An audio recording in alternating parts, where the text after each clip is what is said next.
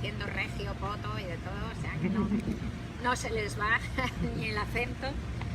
La peruanidad es persistente y tenaz, y he venido muchas veces y es un gusto, la verdad. Y estoy encantada de venir a la Feria del Libro y que esté dedicada además a España. Tienen amigos queridos, escritores admirados, así que estoy feliz de esta mezcla. Por otra parte, la literatura peruana ha sido muy importante en España, en mi generación en concreto. El boom latinoamericano, mi generación, que yo, mi adolescencia ya estaba en la última parte del franquismo, pues dependimos mucho más para el conocimiento de la lengua, para el aprendizaje de la lengua, dependimos mucho más del boom latinoamericano que de nuestros contemporáneos españoles. Por ejemplo, pues Conversación en la Catedral para mí fue como una especie de martillazo en la cabeza, ¿no? Poder encontrar con 17 años o algo así que lo leí, un libro que se estaba haciendo lo mejor de la literatura mundial en la lengua, fue absolutamente maravilloso. O sea que por todas esas razones estoy muy contenta de estar aquí. Empezamos con la rueda de preguntas. Jaime. Sí. Rosa, bienvenida a Lima. Soy Jaime Gracias. Cabrera de la web Lee por Gusto. Alguna vez dijiste que si eres escritor necesitas escribir para soportar la vida. Sí. Quería preguntarte cómo es tu acercamiento, tu relación con la escritura. ¿Es un gozo, es un desfogue? Pues mira, la mayor parte de los novelistas hemos empezado a escribir de niños, la inmensa mayoría, ¿no? La Rowling decía, la de Harry Potter, que su primera novela había sido de un conejito que hablaba y que la escribió a los 6 años. Y yo mis primeros cuentos los escribí con 5 años, eran de ratitas que hablaban. Así que a todas nos dan por los roedores parlantes, no sé por qué, pero bueno. Y entonces quiero decir con esto que forma parte de algo, no es algo ni siquiera que hayas escogido, forma parte, es algo como natural, estructural te diría incluso, que forma parte básica de lo que tú eres, ¿no? Es decir, mi manera, mi construcción íntima de lo que yo soy incluye la escritura. La escritura es un esqueleto exógeno que me permite mantenerme en pie, que me permite vivir. Me permite afrontar, como tú decías, pues un poco la oscuridad, el miedo, la sinrazón de la vida. Y yo creo que esa, por otro lado, es una de las razones del arte, ¿no? Del arte de los que hacemos algún tipo de arte y del arte de los que leemos y lo consumimos y escuchamos música, porque el ser humano no puede vivir sin esa especie de arte que ilumina un poco la oscuridad, ¿no?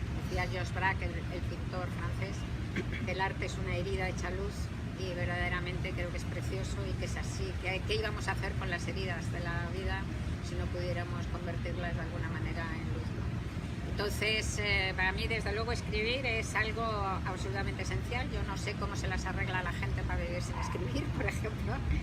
Y eso no tiene que ver con que seas bueno o mal escritor, eso tiene que ver con esa necesidad estructural, digamos, de la escritura para poder vivir. Chiquito, ¿es un gozo o placer o un Pues sufrimiento? a ratos es un gozo inmenso y a ratos es una desesperación cuando no te sale, pero vamos, en principio es más que un gozo y un placer, es una necesidad, es lo que te estaba diciendo, ¿no? O sea, más que eso.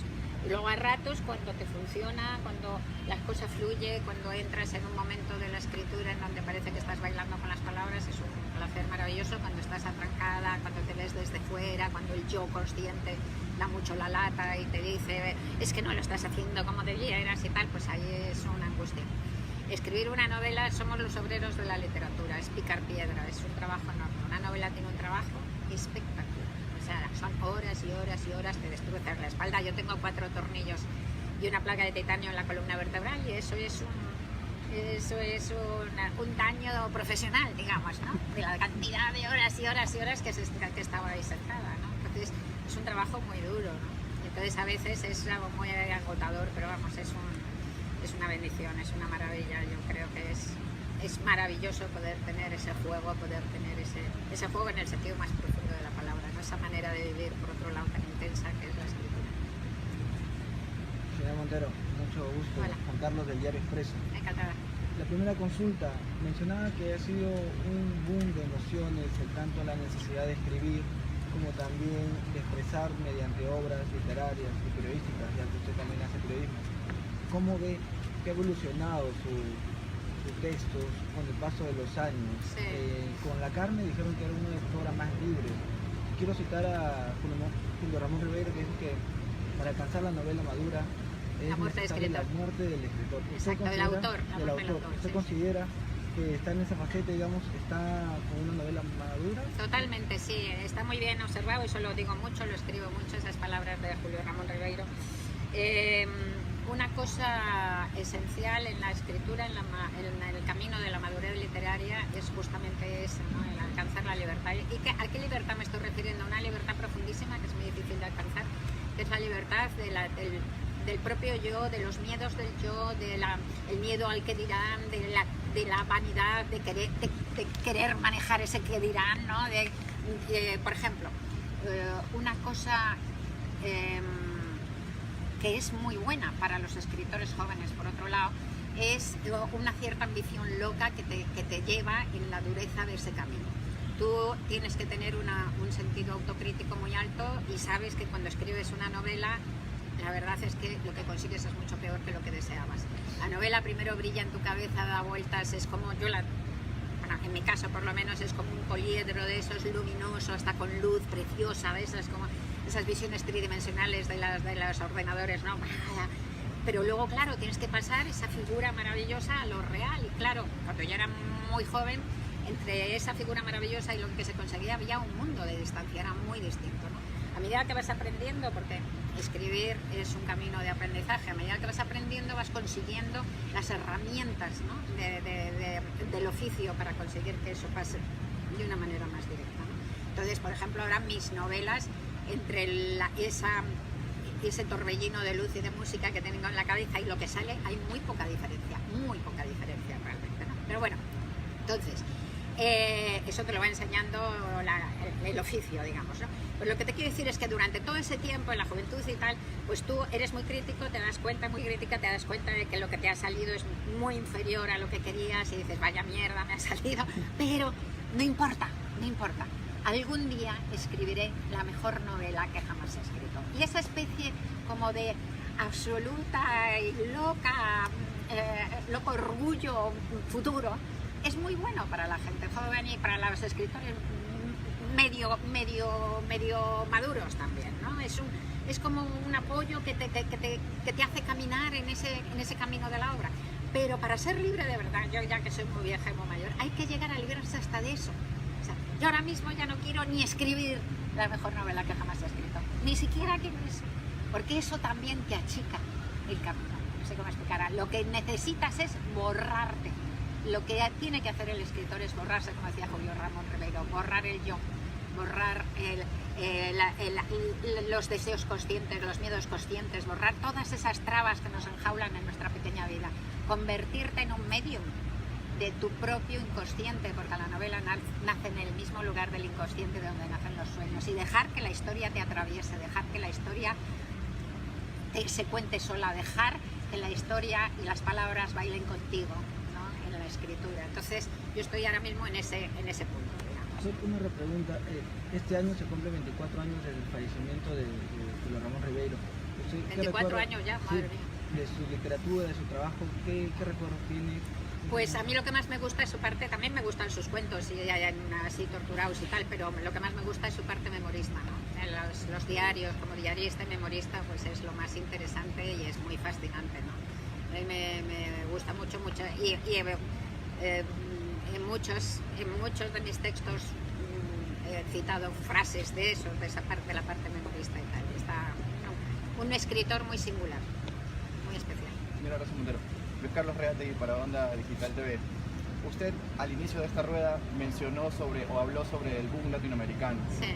Quisiera hacerle dos pequeñas preguntas para aprovechar al máximo la entrevista. El boom latinoamericano, o sea, como fenómeno, se asocia mucho también a los gobiernos que ocurrían en esa época, ¿no? A lo que políticamente estaba pasando.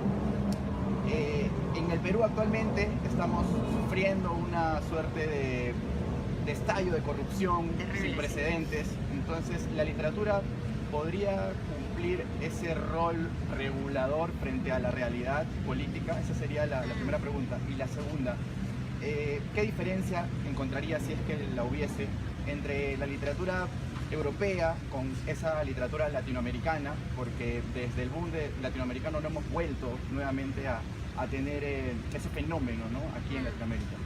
Bueno, pues son dos preguntas muy complejas, empezando por la segunda, y luego a lo mejor me tienes que recordar la primera, pero empezando por la segunda, lo primero, el boom latinoamericano, que fue desde luego un momento de una potencia en toda Latinoamérica expresiva, porque hubo autores de todas partes increíbles, pero también lo que tuvo, que ese fue además, fue una cárcel para el boom, al final lo que tuvo fue un fenómeno de mercado, o sea, hubo unos editores en concreto que supieron ver esa potencia y supieron venderla muy bien desde Barcelona, desde España, y que hicieron de ello casi una marca de mercado.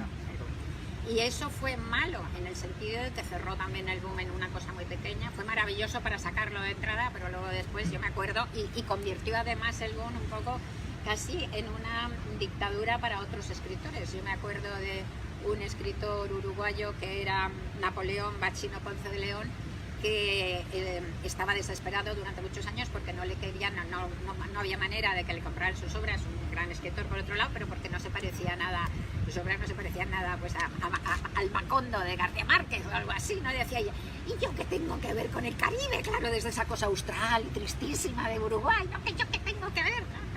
Eso forma parte de la deriva, digamos, de la deriva ya del fenómeno comercial en que se convirtió el boom latinoamericano, ¿no? Entonces, con esto quiero decir que no es que no haya habido otros boom, no ha habido esos otros fenómenos, no ha habido unos editores tan avispados como para hacer un fenómeno mercantil de ese tipo y bueno, ese ya estaba hecho y habría que hacerlo a lo mejor ahora lo podrían hacer a lo mejor ahora de la literatura africana, yo qué sé, ¿no? Pero, o de la islandesa, ¿no?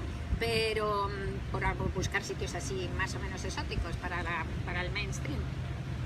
Pero sí que ha seguido habiendo en Latinoamérica una riqueza narrativa alucinante. O sea, yo no creo que sea menor, si quieres que te diga, la verdad, no creo que sea menor. O sea, yo creo que sigue habiendo y ahora mismo hay montones de gente en toda Latinoamérica escribiendo, es un continente muy grande, escribiendo cosas maravillosas y haciendo una literatura fantástica. O sea, que yo en ese sentido no creo que haya menos nivel literario ahora que cuando el boom. Lo que pasa es que el boom se vendió muy bien. A eso es lo que me refiero. Y la primera pregunta era... Era la literatura como agente regulador de la política. Bueno, lo terrible, esto lo estaba hablando ahora con un compañero vuestro, tenemos un momento que eso, mis novelas de Bruna Husky, que la primera salió en el 2011 y la empecé a escribir en el 2008, pues hace 10 años, pues tratan de un tema justamente que es todo lo que estamos viviendo ahora y es uno de los temas principales y es la devaluación del sistema democrático, la falta de legitimidad mundial del sistema democrático, la crisis profunda de legitimidad y de credibilidad del sistema democrático, la mayor crisis desde que se ha creado el sistema democrático en 200 años y la añoranza creciente en el mundo del totalitarismo y de los extremismos, ¿no? Por un lado teocráticos como puede ser el ISIS, que cuando yo escribí la primera Bruna ya puse un mundo ultra religioso que todavía no habían aparecido el ISIS, pero ya apareció, o de los totalitarismos no teocráticos como pueden ser los neonazismos que están surgiendo por todas partes en Europa y en todas partes. Entonces ese es un fenómeno mundial, ¿no? El fenómeno de la corrupción, de la falta de credibilidad de la democracia es mundial, es aterrador, es inquietantísimo. Y por supuesto estoy segura total y absolutamente que tiene un reflejo en la literatura. Es decir, por ejemplo, yo estoy terminando la tercera Bruna Husky y sale todo esto. O sea, esta es esencial dentro del tema. Ahora, la narrativa no se escribe para incidir en el hoy de esa realidad. La narrativa, digamos, que intenta explicarla, intenta entender. Tú no escribes novela para enseñar nada, escribes novela para entender, para aprender, para intentar poner un poco de luz en las sombras. Entonces, desde ese punto de vista, la novela no va a cambiar la realidad de hoy. Cambiará la de mañana, quizá, pero la realidad de hoy no. El periodismo sí. El periodismo, el ensayo también. Esos son géneros más sobre poniendo el pie en lo real, ¿no? Que todo esto que me estás contando tenga reflejo en la literatura de ficción, sin lugar a dudas. O sea, inevitablemente todo eso de una manera más directa, más realista o menos realista, o haciendo un tipo de novela como, yo que sé, La Metamorfosis de Kafka, pero que en realidad hable de eso, pues sin duda eso va a tener una gran respuesta narrativa. Y la última, la mujer en la literatura, habló hace un momento usted sobre ciertas dictaduras, ¿no? ¿Hay sexismo en la literatura? ¿Hay una dictadura literaria, se podría decir? Sí, hombre, claro. Hay sexismo, el sexismo sigue existiendo en todo el mundo, aunque afortunadamente hemos recorrido en un siglo, pues hemos hecho unos avances increíbles en la deconstrucción del sexismo en Occidente nada más. Hay que recordar que hace un siglo, pues hasta hace un siglo no se les dejó a las mujeres estudiar en las universidades, por ejemplo, ¿no? Hasta principios, bien entrado el siglo XX, no podían estudiar en la mayoría de las universidades, o sea, empezando por eso, ¿no? En Occidente, porque en otros países todavía sigue siendo así. Entonces, sigue existiendo, aunque hemos hecho unos avances tremendos, pues sigue existiendo obviamente el sexismo, y también en la literatura, menos que en las finanzas, por ejemplo. Hay más escritoras que directoras de banco, quiero decir, ¿no? De grandes directoras de banco, menos que en las finanzas, donde hay, cuanto más cerca estás del poder, menos mujeres hay. Como la literatura tampoco está tan cerca del poder, pues hay muchas más, ¿no? Pero que efectivamente dentro del mundo cultural y literario, también cuanto más te acercas al poder, menos mujeres debe existir. Cuanto más te acercas a los premios institucionales, cuanto más te acercas a las antologías, cuanto más te acercas a las enciclopedias, cuanto más te acercas a los críticos. Incluso en España solamente se hizo un estudio hace 2 años o algo así, creo que solamente hay como un 10% de críticas, y eso que las mujeres son mucho más, salen como el 90% de las carreras de filología y tal son mujeres, y aún así en los periódicos solamente hay un 10% de mujeres críticas y el resto son hombres. O sea, cuanto más te acercas a cualquiera de los sectores sucesivos de poder, ahí ya cada vez hay cada vez menos gente. A las mujeres se nos hacen menos críticas en los periódicos, ni siquiera se nos hacen críticas, eso es de un estudio de hace 2 años también, de los suplementos dominicales en los periódicos de España. Hace 2 años salieron, las mujeres ocupamos, me parece que es un 37% de los puestos de superventas de las mismas, de las revistas culturales, y sin embargo se les hizo, ni siquiera a todas las que salían a los superventas, se les hizo solamente como un 20 y tantos % de crítica, ¿no? Entonces ni siquiera se les hizo a todas las que salían a los superventas. Entonces, eso sigue existiendo, los mandarines de la cultura siguen siendo machistas, digamos, las estructuras de los mandarines de las culturas siguen siendo machistas. Buenos días, soy Isabel González de Cuando Leer Enamora. Justamente tomando en cuenta lo que se ha dicho de que la literatura nos busca entender lo que vemos en la realidad. ¿Cómo se entendería la realidad que estamos pasando, en la cual la mujer está siendo afectada por muchos maltratos? ¿Es que existía este maltrato o ahora es ya más visible el maltrato? ¿Cómo lo podríamos? Bueno, está estudiado y parece innegable o indudable, en vista de lo que se ha estudiado y tal y cual, que bueno, la mujer ha sido siempre igual de maltratada, más maltratada que ahora, en el sentido de que ahora se van. Las han matado menos. Primero se las han matado, pero no han salido, se las salían como crímenes pasionales o como crímenes, homicidios, yo qué sé, no salían tanto, pero también parece ser que se las mataba menos porque antes no se iban. Es decir, tú no maltratas a un esclavo tú no matas a un esclavo porque te sirve, lo maltratas, pero lo usas. En España el 8 y pico de las mujeres asesinadas son asesinadas por sus exparejas, no por sus parejas. Son asesinadas porque se van, son asesinadas porque se niegan a seguir. Entonces, y esto está pasando pues en todo el mundo. ¿Qué quiere decir? Que a pesar de que efectivamente el número de muertes ha subido, es dentro de esas horrendas paradojas de la vida, ¿no? En lo global es un síntoma bueno, porque indica que las mujeres están dejando de permitirse vivir en una situación de maltrato perenne hasta el final de sus vidas, y por cada una a la que matan hay muchas que se van y se libran y comienzan una nueva vida. Por otro lado, insisto, es también como una historia de la que antes no se hablaba, antes no existía. O sea, antes el maltrato de la mujer hasta me parecía normal. Están cosas que, desde chistes hasta contestaciones reales, y tu marido te pega, bueno, lo normal, ¿no? Tu marido te pega lo normal. Entonces eso afortunadamente ha cambiado, y aún así que nos queda muchísimo por caminar, ¿no? Hay un problema también que solo se puede solucionar realmente a largo plazo con una educación, con un cambio de educación total y real desde la infancia, ¿no? El número en Europa, por ejemplo, el país que tiene el porcentaje por población más alto de maltrato, de muerte de género, de esto, por familiar, doméstica y tal, por violencia doméstica, son los países nórdicos. Suecia triplica el número de muertes de España, por ejemplo, triplica. Teniendo en cuenta que los países nórdicos son los países más adelantados y más avanzados en la deconstrucción del sexismo, sin duda. ¿Y qué ha pasado? Pues que hay una estructura perversa que además nos esclaviza a hombres y a mujeres a unos roles obligatorios y estúpidos, pero que ha durado esa estructura milenios, ¿no? Y de repente, en muy poco tiempo, en un siglo y medio, se está yendo al garete eso. Y eso crea siempre, claro, unas ciertas heridas sociales. Y en la gente, en los hombres, en las personas más malvadas, las personas más psicopáticas, más incapaces de ver el sufrimiento del otro y tal y cual, eso puede derivar en un sentimiento de destronamiento, de haber sido despojados del poder y derivar entonces en una respuesta de violencia brutal. Que no solo matan a las mujeres, matan a los niños antes, matan a los niños para castigar a las mujeres y luego a las mujeres. El horror del horror. Así que esto solamente se puede, aparte de que obviamente necesitamos muchas medidas urgentes ya, como por ejemplo educación de los jueces, educación de la policía, medidas sociales realmente importantes, hasta con toda la tecnología que tenemos, ¿no? de poder seguir a los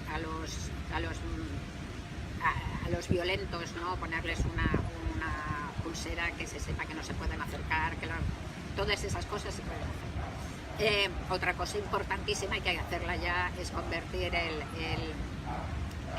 alcoholismo, o sea, el que uno esté borracho ahora mismo en España, no es aquí, pero en España tú estás borracho y conduces y tienes el estar bebido es un agravante gravísimo, te quitan el carnet y tal. Ahora, estás borracho y violas a una tía y la matas y es un eximente. Estás borracho y matas a tu mujer y es un eximente. Entonces eso hay que cambiarlo ya, tiene que ser un agravante, no un eximente.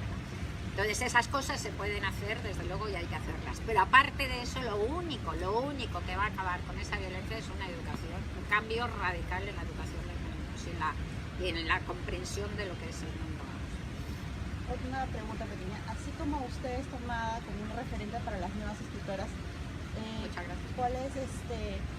¿Cuáles son ustedes las escritoras que usted miraba o tenía referente o que ahora está usted irradiando en el medio? Bueno, ha habido montones de escritoras maravillosas, pese a todo, ¿no? Ha habido montones de escritoras maravillosas. Emilia Pardo Bazán, por ejemplo, en España. Os recomiendo además un libro precioso que se llama La insolación, es una novela cortita de Emilia Pardo Bazán, es una novela más realista, que se alejó del naturalismo, hizo una novela realista y es súper sexy, erótica, rompedora, es maravillosa, es una tía que tiene una relación con súper sexy con un chico más joven que ella y tal, está genial. La insolación, os la recomiendo. Bueno, George Eliot me parece suprema, o sea, me parece quizá uno de los grandes escritores, uno de los grandes escritores del siglo XIX. Las Bronte son maravillosas, sobre todo Cumbres Borrascosas, ¿verdad? Emily es absolutamente brutal. Jane Eyre es otra tía maravillosa. Colette es muy interesante. George Sand es súper interesante también. No sé, hemos tenido, a pesar de todo, hemos tenido Virginia Woolf, por supuesto, y otras ya posteriores, pero también mayores. Carson McCullers, Dorothy Parker, hay montones de mujeres maravillosas. Buenas tardes, mi nombre es José María Salazar de Somos Libros Seamos de Siempre. Quería hacerle dos preguntas un poco distintas, pero una partiendo de la temática. ¿Qué opinión le produjo, hablando del feminismo, qué opinión le produjo lo que dijo Vargas Llosa, que cierta parte del feminismo era como el enemigo más resuelto de la literatura? Yo creo que se pasó. Sí, quiero decir que en todas partes hay siempre hay siempre idiotas que dicen, o idiotas, sí, gente que se extrema, que dice cosas extremadas, y por eso yo, por una gilipollez que dice un tío, no digo que todos los tíos sean gilipollas. Entonces creo que se pasó. Y la otra, que va cambiando un poco de tema, usted ha escrito mucho en periódicos, en diarios, ha trabajado en periodismo, y hay muchísimos escritores en el Perú también que están que conectan el periodismo con la literatura. ¿Cuál es la relación para usted entre ambas? Bueno, es que eso es muy curioso, porque mira, no, es muy raro el escritor que cultiva un solo género, ¿no? Normalmente, yo que sé, Octavio Paz, pues era una poeta y ensayista, y fíjate que es distinta la lírica del ensayo, pero nadie le preguntaba cómo juntaba la lírica del ensayo. Y normalmente el periodismo escrito, el que yo hago, ser periodista de radio, de televisión, no ser periodista editor tampoco, pero el periodismo, ser plumilla, que es lo que he sido yo, reportera y tal, y articulista, de prensa escrita, eso es un género literario exactamente igual que cualquier otro, ¿no? A Sangre Fría de Truman Capote es un reportaje y es un libro literariamente increíble, ¿no? Y además es un género literario capaz del mismo nivel sublime, el mismo. Entonces, ya te digo, es muy raro el periodista que cultiva un solo género, y yo me considero, por ejemplo, una escritora que cultiva el periodismo, el ensayo y la ficción, ¿no? Y no hay, no sé, no me parece más raro. De hecho, la mayor parte de los escritores a lo largo de la historia, y ahora mismo la mayor parte, son también periodistas. O sea, son periodistas y otra cosa, periodistas, ensayistas, periodistas y narradores, periodistas. En concreto, cada género tiene sus normas y sus reglas, y hay que saberlas incluso para saber transgredirlas de una buena manera, de una manera bien hecha, ¿no? Entonces, la novela y la ficción, por ejemplo, son muy distintas, son antitéticas. Por ejemplo, en periodismo la claridad es un valor, cuanto más clara y menos equívoca sea una pieza periodística, mejor. En novela la ambigüedad es un valor, cuantas más lecturas, incluso contradictorias, tenga esa novela, mejor. En periodismo tú hablas de los árboles, y en la novela intentas hablar del bosque, ¿no? En periodismo hablas de lo que sabes, de lo que te informas, de lo que te documentas, de lo que entrevistas. En novela hablas de lo que no sabes que sabes, porque hablas de aquello que te sale del inconsciente, ¿no? Que no controlas. O sea, que son realmente géneros totalmente distintos. Pero pasa con todo. Tú si haces un ensayo, yo que sé, muy poético, a lo mejor es un mal ensayo porque no es muy riguroso. Si haces un teatro ensayístico, será un peñazo. Y así, ¿no? O sea, tienes que saber, efectivamente, si haces una novela periodística, será mala porque será superficial. Si haces un periodismo novelado, será malo porque no será fiable. Entonces tienes que hacer cada cosa con sus reglas y con su ley. Rosa, bienvenida. Madeleine de Código Comunicaciones, un medio especializado en marketing y publicidad. Por esa línea, un poco has podido identificar al público objetivo el cual te lee, más adultos, más... Pues mira, tengo muchísima... Sí, yo voy a la Feria del Libro, no sé si conocéis cómo es la Feria del Libro de Madrid, pero es muy divertida porque es como muy pueblerina, pero fantástica. Entonces consiste no en llevar luminarias a dar rollos, sino que ponen montones de stands, cientos, en el Parque del Retiro, y entonces ahí nos reunimos los fines de semana. Es una feria que lleva 80 años, ¿no? De vida, de existencia. Nos reunimos de repente 400 autores los fines de semana, cada uno metido en tu chisconcito, y vienen a la misma altura, vienen los lectores, hablan contigo, te piden cuentas, no solo te piden autógrafos, sino que te cuentan, pues la última no me gustó, la anterior, es genial. Entonces es una relación con los escritores, con los lectores, que yo no he visto nunca en ninguna otra feria del mundo. Muy graciosa, esa es la gracia. Entonces, dura 2 semanas, y durante esos 3 fines de semana tú llegas a hablar con 2.000 o 2.000 personas. O sea, es como una encuesta, quiero decir, llegas a hablar con 2.000 o con más de 2.000 personas, con más de 2.000 de tus lectores. Entonces, ahí me he dado cuenta que es una muy buena estudio, digamos, de tus lectores. Me he dado cuenta que tengo una suerte increíble porque tengo unos lectores muy variados. Tengo lectores jóvenes y lectores mayores, lectores hombres, lectores mujeres. Y en general, como sabéis, está hecho, esos son estudios hechos, la literatura de ficción, las novelas, se leen por goleada por las mujeres. Hay muchas más mujeres lectoras de literatura de ficción que hombres, sin comparación, muchas más. Y buenas lectoras y tal, ¿no? Y eso tiende también, me pasa conmigo, o sea, digamos que hay más mujeres. De edad, la edad no hay de todo, la edad de todo, más mujeres. Pero tengo muchos hombres también, muchos, y también de todas las edades. ¿Cuál es su opinión respecto ahora que el boom que han digitalizado los libros a los libros físicos? ¿Cuál sería tu...? Yo estoy encantada. Yo tengo ahí arriba mi iPhone, tengo mi iPad, perdón, y ahí leo y como soy una maniática de la lectura, una apasionada de la lectura y además una neurótica, yo siempre que he viajado mucho me he sentido siempre aterrorizada de viajar y de quedarme sin leer. Me pasó una vez en mi vida, sin lectura, que me quedé atrapada en un pueblecito en la India, estaba haciendo un reportaje y entonces no había trenes, una de esas cosas. Nos quedamos el fotógrafo y yo como 5 días, se me acabó todo de leer, no había ningún sitio donde comprar nada, era antes además de internet ni de... ¡Qué horror! Una pesadilla, ¿no? Pero entonces siempre viajaba con montones de libros y los iba leyendo y dejando por el camino porque pesaban como muertos.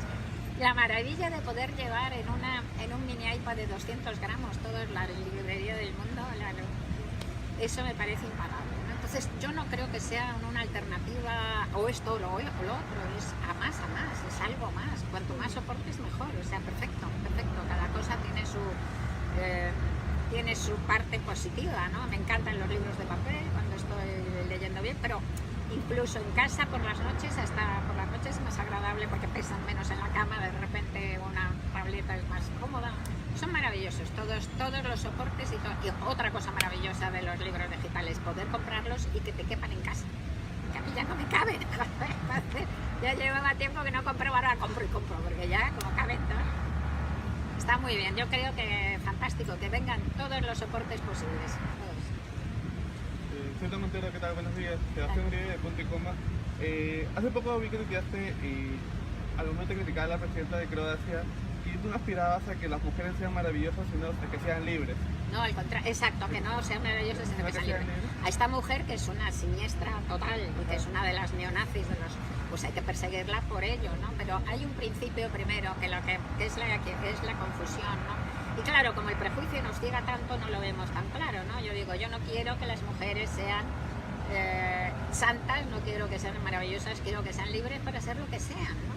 Entonces ahí no se ve nada claro, pero lo vais a ver muy claro con este otro ejemplo, porque como no es sexista, no tiene que ver el machismo, pues no nos ciega el prejuicio. Cuando se murió Franco, tras la dictadura de Franco, pues en toda la transición empezó a haber mucha delincuencia en España, ¿no? Social, porque además nos pilló la época de la droga, de la heroína, luego se murieron todos con el SIDA y tal, pero hubo unos años duros que pasamos de no tener ninguna delincuencia social, porque en las dictaduras no hay delincuencia social, o sea, nadie salía de la calle. Si tú sales a la calle y estornudas y te pueden meter 5 años, es que no haces nada, no sé cómo explicarte, además sin tener en cuenta ninguno de tus derechos, pues en las dictaduras no hay delincuencia social, ¿vale? Entonces pasamos de eso a que de repente había un montón de delincuencia social, entonces eso era un escándalo, porque esto no puede ser, pero mira, tío, es que la libertad tiene esto, ¿entiendes? O sea, tú tienes que escoger.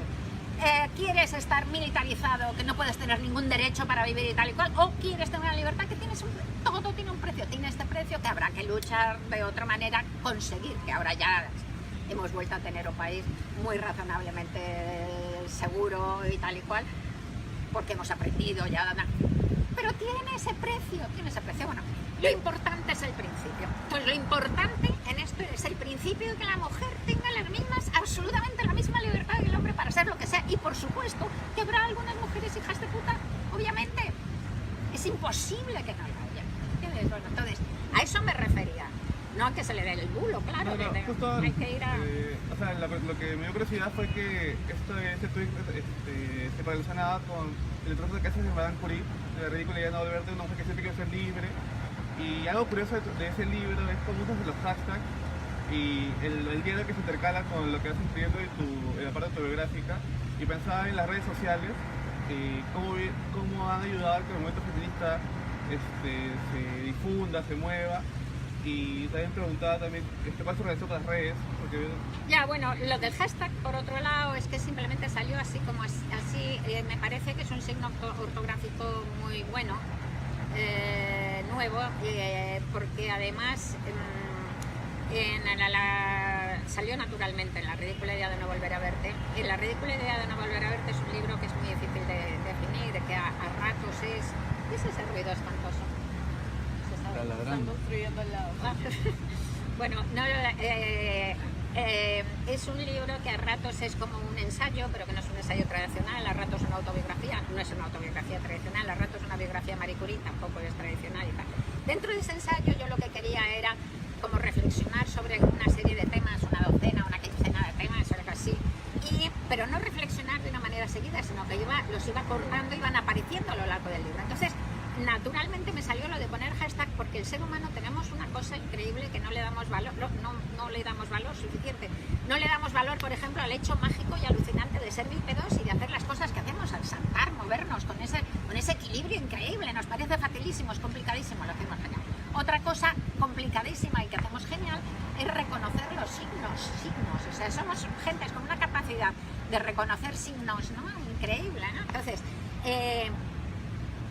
complicadísimo, lo hacemos genial y no le damos valor. Y entonces, al poner el hashtag ese, aunque no fuera, la gente no entendiera muy bien, inmediatamente ya, cuando ponías una frase ya, indicaba que era un pensamiento en construcción a lo largo del libro. Entonces ese hashtag sacaba ese tema, lo dejaba un poquito como en un limbo y el lector lo iba juntando a medida que lo iba encontrando con el hashtag y lo iba juntando aunque no lo entendiera.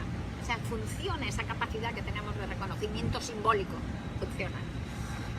Y desde ese punto de vista yo creo que es un gran signo ortográfico nuevo para indicar eso, para indicar un pensamiento en construcción o un pensamiento en desarrollo, ¿no? Digamos. ¿Y qué otra cosa me habías preguntado de eso? También me pareció curioso el uso de los diarios, cómo los vas intercalando, y justo parecía por momentos parecía un blog, pero escrito en el siglo XIX, y quería ver tu relación con las redes sociales. Sí, la relación. Yo soy muy tecnológica, muy techie. Por eso hago también, me gusta mucho la ciencia muchísimo, aunque soy de letras, por eso hago también ciencia ficción, escribo también ciencia ficción y tal. Y soy muy partidaria de las nuevas tecnologías y muy partidaria de las redes en cierta medida, aunque creo que tienen muchos problemas. Y cada vez estoy viendo más grandes también las partes de los problemas de las nuevas tecnologías, que entre otras cosas las redes ahora mismo se están convirtiendo en un gran patio de colegio mandado por los matones, organizado por los matones. Esto tenemos que ordenarlo de alguna manera y evitarlo de alguna manera porque está teniendo unas consecuencias gravísimas, ¿no? Gravísimas para muchísima gente, ¿no? Pero bueno, por otro lado es un instrumento para comunicarnos importante, que también tiene otros problemas de seguridad, ¿no? Con los falsos, los hackers, las falsas campañas. Vamos en un momento interesante y complicado de manejo de las redes, ¿no? A ver si maduramos y pasamos esta primera época que es un poco como la del salvaje oeste y la civilizamos las redes. Rosa, dos preguntas. Sí. Ya es la última, por favor. La última, Sí, bueno, para o no condensada en una sola. Apelando a tu experiencia en el oficio de escribir novelas, dijiste que escribir novelas es picar piedras. Sí. Si te preguntara qué elementos esenciales debe tener una novela, ¿qué responderías? Y lo otro es si piensas en el lector. Mi amiga Jenny, que es una lectora tuya que está aquí, me dice, yo siento que ella escribe para mí, me parece que es algo Eso me extraordinario. encanta, me parece maravilloso, pero me encanta, pero se consigue. Yo creo que la única manera de conseguir que eso suceda es cuando no escribes para el lector. Vamos a ver, esa es una de las diferencias con el periodismo, por ejemplo, y con la narrativa. La narrativa, como decimos, que nace del inconsciente, ¿no? Y nace desde el lugar del inconsciente, de donde nacen también los sueños. Es algo absolutamente íntimo y es algo, como decíamos, que tiene que liberarse del yo consciente, ¿no? Y eso tan íntimo, no lo puedes hacer, tienes que dejarlo salir. Es como un vapor interior que tiene que salir y tú no puedes hacerlo pensando en el lector, que pensará, ¿qué tipo de vapor le voy a echar al lector? No puedes, ¿no? O sea que no puedes pensar en el lector. Tú escribes una novela, un libro, siempre lo escribes intentando escribir el libro que te gustaría leer. Es decir, que de alguna manera escribes para el lector interior, para el lector que eres. Por eso escribes una literatura parecida del género, a lo mejor a mil leguas de mucho peor, pero parecida a los libros de los escritores que más te gustan, ¿no? Estás en ese camino.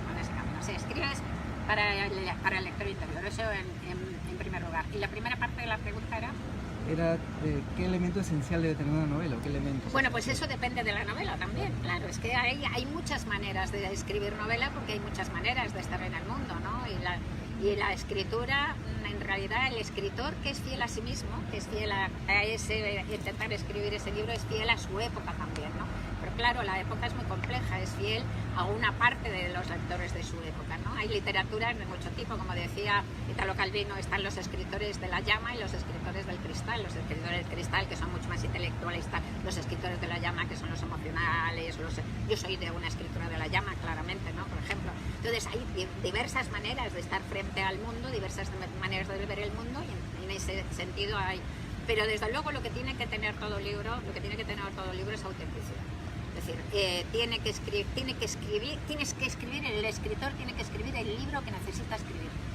No el libro que piensa que tiene que leer o que quiere, no el libro que él cree que va a empatar a la crítica, como por ejemplo le pasó a Truman Capote después de Sangre Fría, que se perdió porque quería escribir un libro para empatar a la crítica y claro, ya no le salió bien. No un libro para empatar a la crítica, no un libro para ganar el Nobel, no un libro para vender, que es lo que decíamos, en el lector, pensando en el lector para venderlo, ¿qué querrá leer el lector ahora? No un libro para... No, el libro que necesita escribir, el libro que se le impone.